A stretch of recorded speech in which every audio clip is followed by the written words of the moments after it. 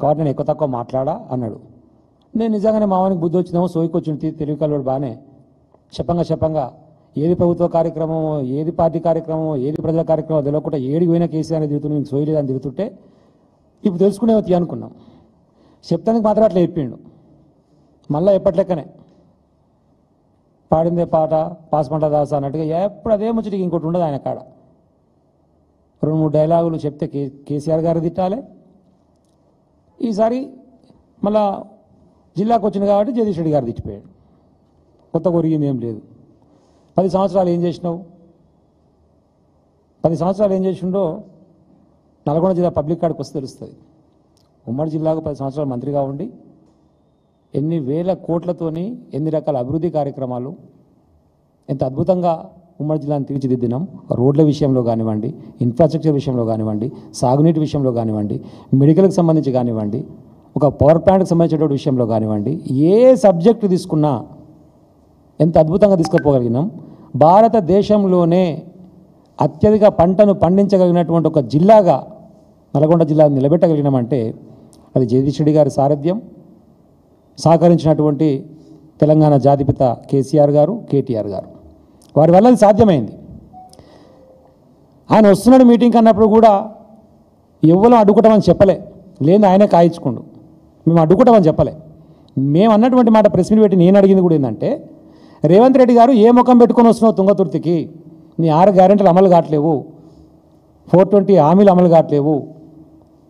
తుంగతుర్తి నియోజకవర్గానికి వరుసగా 4-5 సంవత్సరాలు 365 రోజులు ఎస్ఆర్ఎస్పి కాలువలలో కాళేశ్వరం నీటిని పెట్టి అద్భుతమైనటువంటి పంటలు పండించేటువంటి అవకాశం ఉండి మేము ముందుకు తీసుకుపోయినటువంటి నా నియోజకవర్గం 2014 ముందు 17,000 ఎకరాలు ఉన్నటువంటి దాన్ని ఈ 10 సంవత్సరాల కాలంలో 1,25,000 ఎకరాలకు సాగు చేసేటువంటి పరిస్థితికి కాళేశ్వరం వాటర్ ద్వారా తీసుకుపోగలిగినాం.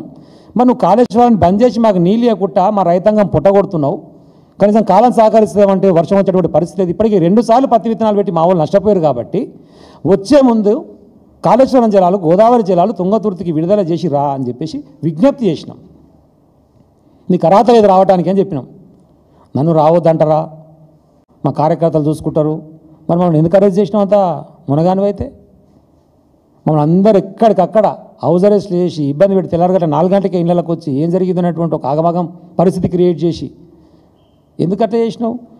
నా తుంగతుర్తి నియోజకవర్గానికి 1,25,000 ఎకరాలకు ముందుకు దాటుకొని పోతే 71 DBM సూర్యాపేటకు, ఇంకా ముందుకు దాటుకొని పోతే మా బొల్లమల్లన్న కాన్స్టిట్యున్సీ కోదాడకు. మా హయాంలో మేము తిప్పలబడి కేసీఆర్ గారు అక్కడ కూర్చొని కాలువలు మరమ్మతులు చేసుకొని వాటికి తూములు లేకపోతే తూములు పెట్టించుకొని కొత్తగా ఓటీలను ఏర్పాటు చేసుకొని మొత్తం రైతాంగానికి పొలాలకు వాటర్ ఇవ్వడంతో పాటు అన్ని చెర్లను నింపుకునేటువంటి ఒక వెసులుబాటు ఇవన్నీ గతంలో లేకుండే. ఉమ్మడి ఆంధ్రప్రదేశ్లో ఏంది సమస్య? భారీ నీటిపారుదల శాఖ వేరు, చిన్న నీటిపారుదల శాఖ వేరు, 2 డిపార్ట్మెంట్లే వేరు. అప్పుడు ఏమంటారు వాళ్ళు? ఈ కాలువల ద్వారా వచ్చేటువంటి గోదావరి జలాలు ఇటువంటి వాటిని చెర్లకి ఏమంటారు? ఇది మైనర్ ఇరిగేషన్ అంటారు. అంటే ఏ ఇరిగేషన్ అయితే ఎంత రైతాంగానికి నీళ్ళు వేయాలి కదా అని చెప్పేసి కేసీఆర్ గారు ఆలోచన. అట్లా కొత్తగా ఉన్నటువంటి ఓట్లను నిర్మించుకొని కాలువల మరమ్మతులు చేసుకొని జలయజ్ఞం ధనయజ్ఞం పేరుతోని కాలువలు చేసి కాంట్రాక్టర్లను బాగుపరిచే ప్రయత్నం చేశారు తప్ప నీళ్ళు ఎన్నో రాలేదురా నాయన మీ హయాంలో. ఒక్కనాడు ఒక ట్రయల్ రన్ కొంచెం ఇట్లా ఇచ్చినట్టు చేసి తప్ప రాలేదు. మా హయాంలోనే 5 సంవత్సరాలు వరుసగా ఇచ్చినాం. దాదాపు 9 పంటలు కంటిన్యూగా పండించుకున్నటువంటి వెసులుబాటు ఇచ్చినాం. మళ్ళీ మా జిల్లాలో మాకు ఏమని చెప్పి విజ్ఞప్తి చేసినాం. కానీ రేవంత్ రెడ్డి గారు మాట్లాడే మాటలు రైతు సంక్షేమ ప్రభుత్వం ఎరువులు ఎక్కడ పోయినాయి? మళ్ళీ పంచాయతీలు ఎందుకు అవుతున్నాయి? మళ్ళీ లైన్లు ఎందుకు నిలబడుతున్నారు? మళ్ళీ చెప్పులు ఎందుకు పెడుతున్నారు లైన్లో? పోలీసులో పెట్టి మళ్ళీ ఎందుకు ఎరువులు ఇప్పిస్తున్నావు? కనీస అవగాహన లేదు. డైలాగులు చెప్తాను తప్ప అవగాహన లేదు. ఎందుకు అవగాహన లేదు అంటున్నామంటే, ఇదే ఎరువులకు సంబంధించి కేసీఆర్ గారి దగ్గర డిస్కషన్ వచ్చినప్పుడు ఎందుకు ఇబ్బంది అవుతుంది అంటే, రాష్ట్రాలు అన్నీ ఒకటేసారి ఇండియన్ పెడతాయి సార్, మనం 100 బస్తాలు ఏమంటే అక్కడ ఉన్నటువంటి వెసులుబాటును బట్టి కేంద్ర ప్రభుత్వం 50 పంపిస్తారు. అవును, అందరూ ఒకటేసారి ఎందుకు పెట్టాలి? మనం ముందు పెట్టుకునేది అడ్వాన్స్ ముందే తెచ్చి పెట్టుకొని మనం ముందే కనుక రైతాంగం కోసం రెడీ చేసుకుని వాళ్ళకి అవసరం ఉన్నప్పుడు ఇస్తే ఈజీ ఉంటుంది కదా. అంటే అన్నింటిని తీసుకొచ్చి పెట్టుకునేటువంటి స్టాక్ సంబంధించినటువంటి పాయింట్స్ కానీ గోడౌన్స్ కానీ మన దగ్గర లేవు. మరి అది సమస్య అయినప్పుడు గోడౌన్లు కట్టుకుంటే అయిపోతుంది కదా అని నాబార్డ్ నుంచి నిధులు తీసుకొచ్చి 5 లక్షల మెట్రిక్ టన్నులు ఉన్నటువంటి గోడౌన్లను 22 లక్షల మెట్రిక్ టన్నులకు తీసుకుపోయారు. తర్వాత ముందే అడ్వాన్స్ ఎరువులను తీసుకొచ్చి అక్కడ గోడౌన్లలో నింపుకొని మనకు అవసరం ఉన్నప్పుడు వాడుకున్నాం. ప్రతి ఊర్లో రకరకాల ఏజెన్సీల ద్వారా షాపులు పెట్టించేసి ఏ ఊర్లో ఆ ఊర్లో ఎరువు బస్సు వేసుకొని పోతున్నాయి రైతాంగం. కానీ ఇప్పుడు కనీసం అవగాహన లేదు రేవంత్ రెడ్డి గారికి. అది యాజ్ ఈజ్గా ఇంప్లిమెంట్ చేస్తే అయిపోతుంది. నా సమీక్ష ఉండదు, వ్యవసాయ శాఖ మంత్రిది ఉండదు, ముఖ్యమంత్రిది ఉండదు, రైతాంగానికి ఏం చేయొచ్చు ఆలోచన ఉండదు, ఎరువులు ఎట్టియాలని ఆలోచన ఉండదు, 24 గంటల కరెంట్ ఎట్టియాలని ఆలోచన ఉండదు, సాగునీరు ఎట్ట తీసుకురావాలని ఆలోచన ఉండదు, వచ్చినటువంటి ఐకేపీ వాళ్ళ కొనుగోలుకు అవకాశం ఉండదు. డైలాగులు మాత్రం పెద్ద పెద్దగా మేము బోనస్ ఇచ్చినాము, మొన్ననే రైతు బంద్ చేసినాము, అంతకుముందు 2 సార్లు ఎగ్గొట్టినాము, మరి అదెందుకో చెప్పు.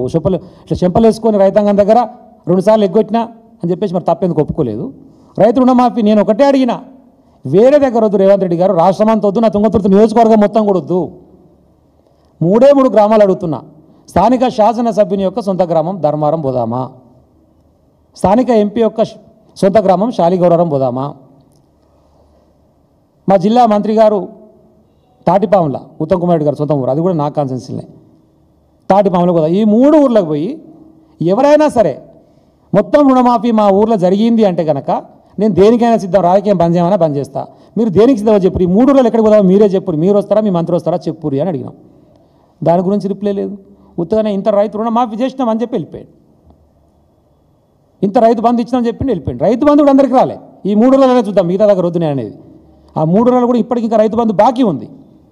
ఆ 3 ఊర్లలో కళ్యాణ లక్ష్మి చెక్కులు బాకీ ఉన్నాయి. ఒక తాటిపాముల మంత్రి గారు ఉత్తమ్ కుమార్ రెడ్డి గారు ఊరనే 26 చెక్కులు పెండింగ్ ఉన్నాయి ఇప్పటికి. వీటి గురించి మాట్లాడవు. కేసీఆర్ గారు చేసిపోయినటువంటి ఒక మంచి మార్గాన్ని యాజ్ ఈజ్గా ఇంప్లిమెంట్ చేసేటువంటి ఒక తెలివి కూడా లేదు.